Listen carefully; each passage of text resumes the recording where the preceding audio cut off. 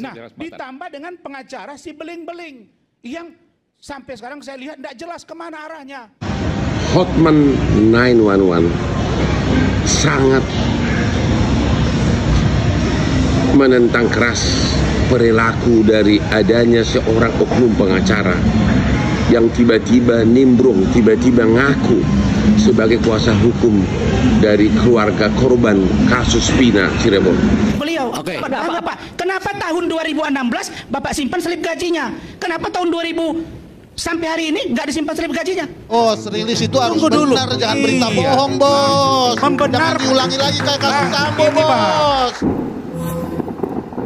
Ya teman-teman, sekarang itu kasus Vina Cirebon itu semakin panas teman-teman. Muncul lagi sekarang itu pengacara Rasman Nasution.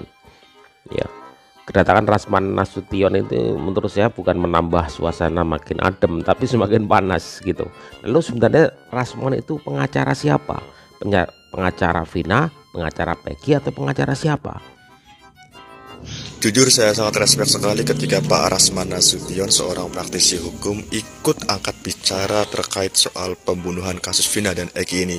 Tapi Pak, kemunculan Bapak ini bukan malah menyelesaikan masalah, bukan malah semakin terangnya kasus ini, justru bertambah rumit, tahu nggak sih?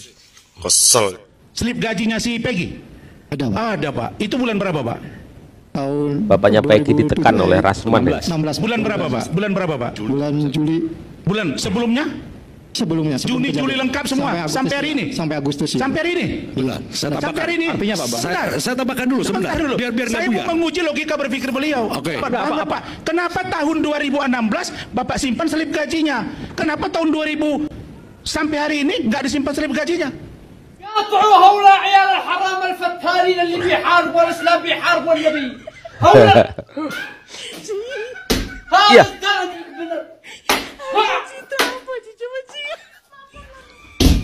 Aduh. Slip gaji yang mana dulu? Gaji dari si Peggy. Gini, kan disimpan sebentar. Itu slip gaji. Mana sih? Slip gaji. Mohon maaf, saya tanya dia dulu nih, Bung. Iya, sebentar Bang. Saya mau tanya, Bapak menyimpan slip gaji Peggy kan, Pak? Kan Bapak bilang ini slip gajinya. Itu 2016 kan, Pak? Bukan slip gaji, itu kasbon, Pak. Iya, kasbon 2000 berapa, Pak? 2016. 2016. Daftar utang. Sampai sekarang Bapak simpan nggak kasbon yang lain? Enggak, Pak. Itu tersimpan karena. Jadi kenapa 2016 saja yang tersimpan? 2017, 2018, 2019? Pengacara Memori saya, Pak. Ada semua. Itu 2018. Silakan jelaskan. Gini, Bang. Tunggu.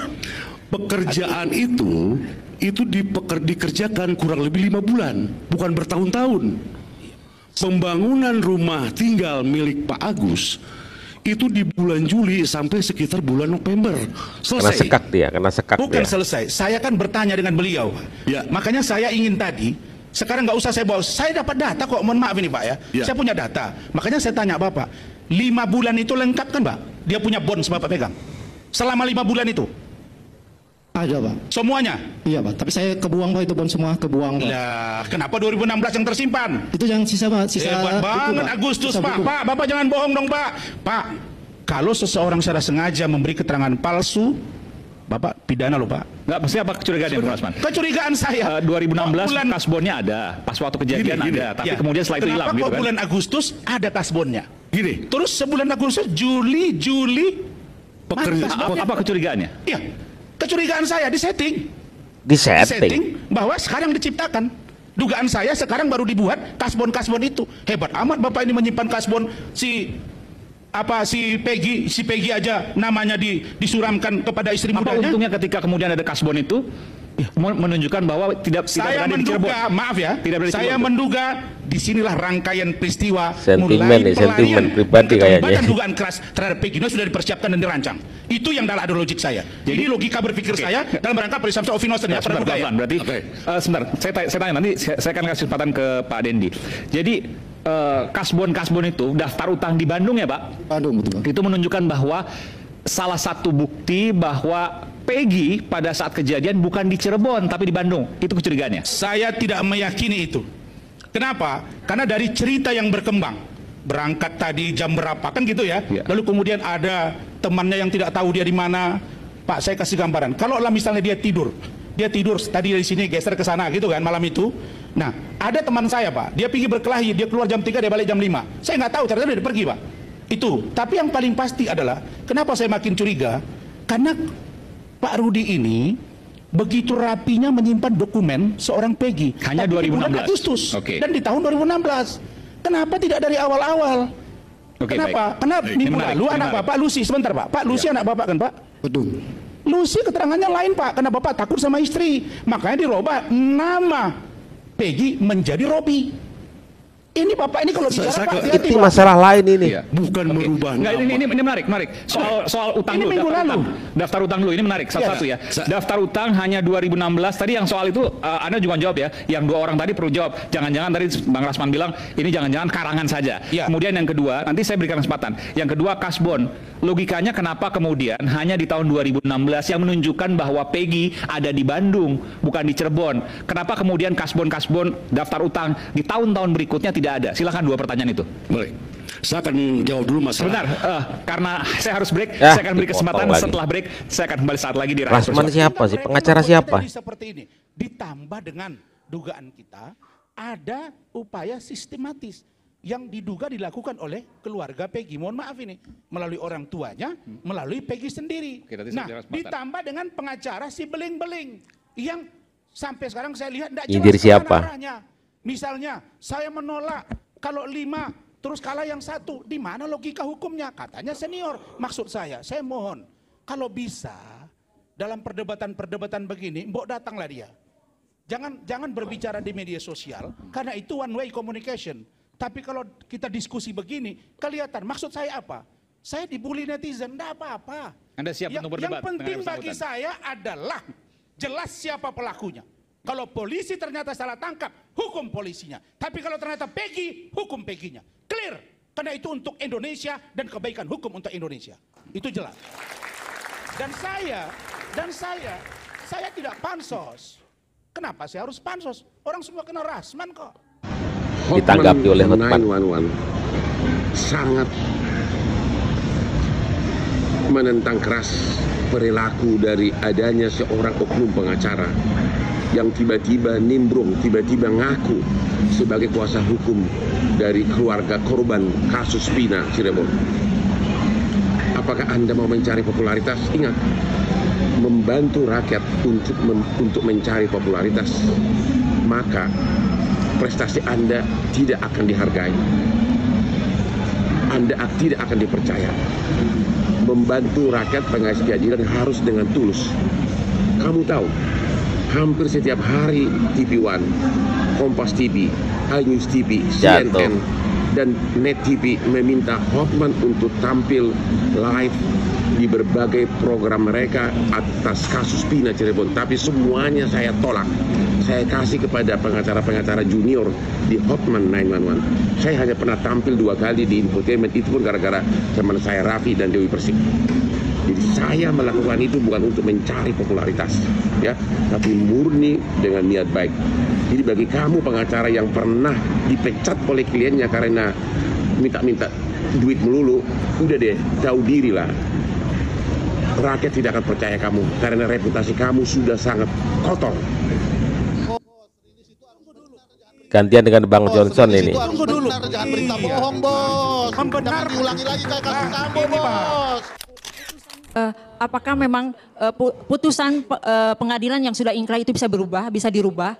Kalau misalnya 3 DPO dalam amar putusan itu adalah 3 DPO, kemudian dirubah oleh pihak kepolisian menjadi 1 DPO, berarti kan tidak menghormati putusan pengadilan yang sudah ingkrah. Dengan tiba-tiba putusan pengadilan bisa dirubah seperti itu. Apakah memang dibolehkan merubah putusan pengadilan? Kalau memang putusan pengadilan bisa berubah, berarti semua terdakwa-terdakwa yang sebelumnya itu pun tidak ada, karena memang putusan pengadilan berubah dengan secepat itu dalam satu waktu. Itu tidak ada relevansinya dengan putusan pengadilan itu bisa dirubah apa tidak, ya gitu.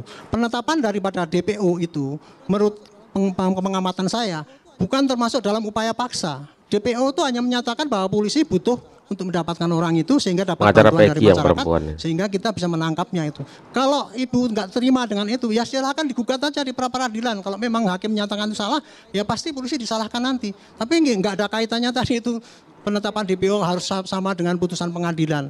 Bagi saya sih putusan pengadilan harus dikerjakan kan gitu kan. Betul, Tetapi polisi kan sebagai penyidik ya, ketika dibikin DPO dulu yang 2016 tadi berdasarkan dari keterangan dari saksi. Dan saksi itu menyatakan dan kemudian kesaksian saksi itu dicabut. Otomatis kan buktinya kurang. Penyidik nggak akan meneruskan itu kan gitu. Oke, Dan jadi kenyataannya yang 2 orang itu tidak ada sekarang, yang ada 1.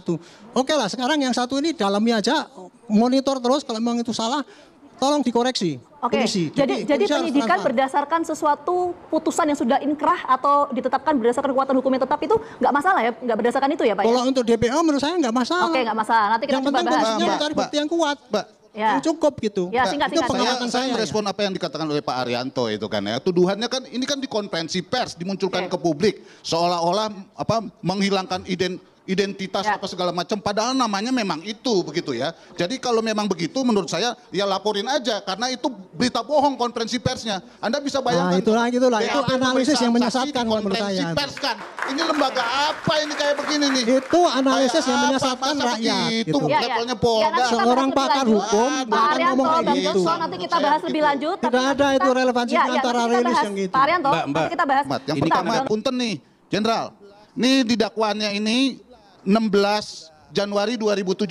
Jadi Jenderal sudah Kapolda. Tuntutannya yang satu lagi nih, ini pembacaan tuntutan. Tadi itu dakwaan. Ini tuntutannya itu sudah 12 Mei 2017, Jenderal. Jadi ini Jenderal sudah Kapolda pada saat itu. Jadi menurut saya memang seharusnya ini dievaluasi ya, terutama dari mulai pelaporan yang menangani itu timnya ya kan. Tuh kemudian Kasubditnya Anton Carlian, kemudian kasatnya, di reskrimnya ya, sampai menurut saya setuju karena ini gentle sekali nih jenderal saya ini ya kan, pimpinannya itu juga dievaluasi dan saya kira Kapolri yang ini harus melakukan karena ini pernah terjadi pada saat peristiwa Sambo, supaya ini tidak dan ini bukan hanya urusan polisi tapi juga ada urusan kejaksaan dan ada urusan pengadilan karena nanti Peggy juga kan akan maju juga ke kejaksaan, akan maju juga ke pengadilan. Jadi kalau ini tidak dievaluasi, masa mau jadi peradilan sesat atau proses penegakan hukum yang sesat?